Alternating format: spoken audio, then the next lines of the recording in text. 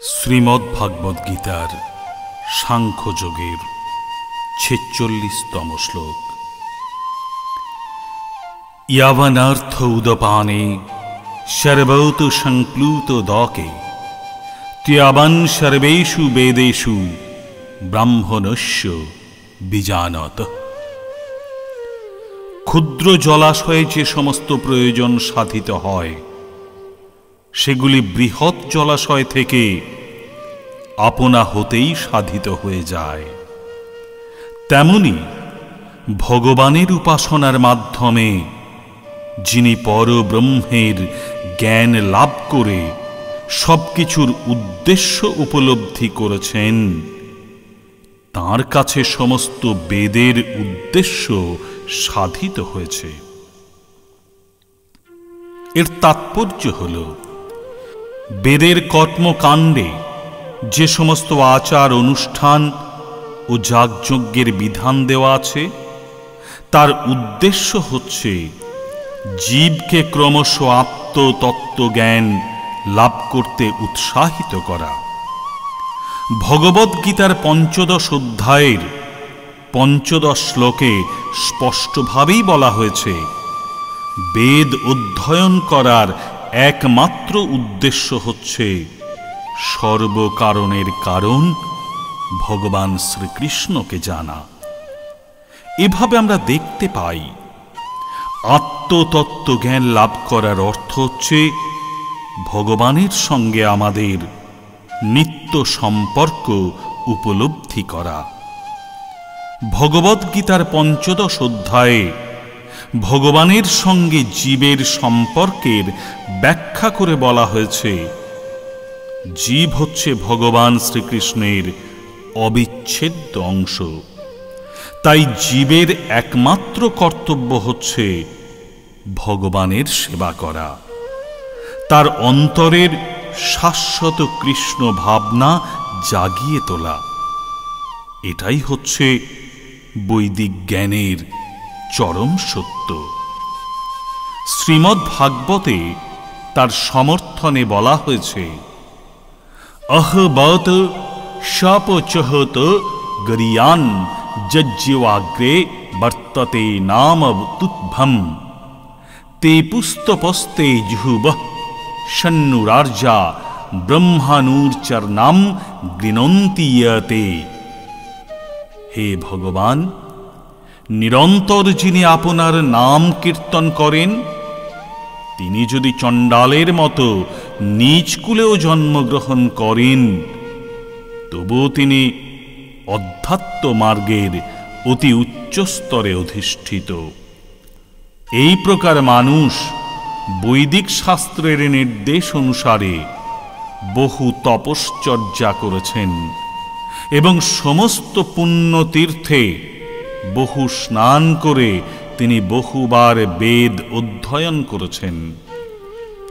এমন মানুষকে আর্যকুলে শ্রেষ্ঠ বলেই বিবেচনা করা হয়। সুতরাং বেদ থেকে আমরা বুঝতে পারি, যাগযজ্ঞ ও আচার অনুষ্ঠান করে স্বর্গলোকে উন্নততর ইন্দ্রিয় সুখ ভোগ করার শিক্ষা বৈদিক শাস্ত্র আমাদের দিচ্ছে না। বৈদিক শাস্ত্রের প্রকৃত শিক্ষা হচ্ছে ভগবত ভক্তি লাভ করা। বৈদিক শাস্ত্র নির্দেশিত বিভিন্ন যাগযজ্ঞের অনুষ্ঠান করা, সমস্ত বেদ, বেদান্ত ও উপনিষদ পুঙ্খানুপুঙ্খভাবে অনুশীলন করা এই যুগের মানুষের পক্ষে সম্ভব নয়। এই সমস্ত করার জন্য যে শক্তি, জ্ঞান, ঐশ্বর্য ও নিষ্ঠার প্রয়োজন তা এই যুগের মানুষের নেই। তাই শ্রীচৈতন্য মহাপ্রভু এই কলিযুগের অধঃপতিত মানুষদের উদ্ধার করার জন্য ভগবানের দিব্য নামের সংকীর্তন করার পথ প্রদর্শন করে গেছেন। মহাপণ্ডিত প্রকাশানন্দ সরস্বতী যখন শ্রীচৈতন্য মহাপ্রভুকে জিজ্ঞাসা করেন, যদিও তাকে সাক্ষাৎ নারায়ণ বলে মনে হয়, তবু বেদান্ত দর্শন পাঠ না করে তিনি কেন ভাবুকের মতো ভগবানের নাম কীর্তন করেছেন? এর উত্তরে শ্রীচৈতন্য মহাপ্রভু বলেন, তার গুরুদেব বুঝতে পারেন যে তিনি অত্যন্ত মূর্খ, তাই তিনি তাকে শাসন করে উপদেশ দিলেন যে বেদান্ত শাস্ত্র অধ্যয়নে তার অধিকার নেই। এই বলে তিনি তাকে কৃষ্ণ মন্ত্র জপ করার নির্দেশ দিলেন। এই নাম জপ করতে করতে তিনি ভগবত ভক্তির ভাবে উন্মাদ হয়ে উঠলেন। এই কলিযুগে অধিকাংশ মানুষই মূর্খ। বেদান্ত দর্শন বোঝার মতো ক্ষমতা তাদের নেই।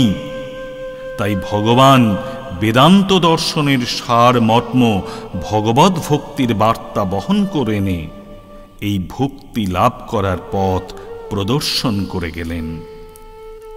নিষ্কলুষ চিত্তে নিরপরাধে ভগবানের নাম জপ করার মাধ্যমে জড় বন্ধন থেকে মুক্ত হবার আশীর্বাদ দিয়ে গেলেন। বৈদিক জ্ঞানের শেষ কথা হচ্ছে বেদান্ত।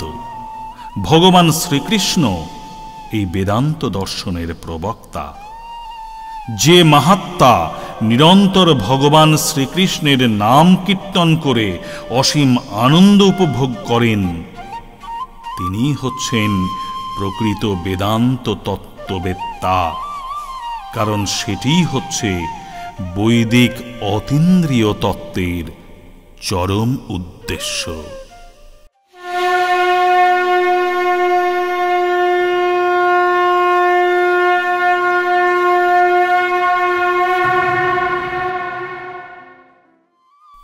শ্রীমদ্ভাগবত গীতার সাংখ্যযোগের ৪৭তম শ্লোক। কর্মণ্যেবাধিকারস্তে মা ফলেষু কদাচন মা কর্মফল হেতুর্ভুর্মা তে সঙ্গহস্ত কর্মণি। সধর্মবিহিত কর্মে তোমার অধিকার আছে, কিন্তু কোনো কর্ম ফলে তোমার অধিকার নেই। কখনো নিজেকে কর্মফলের হেতু বলে মনে করো না, এবং কখনো সধর্ম আচরণ না করার প্রতিও আসক্ত হইও না।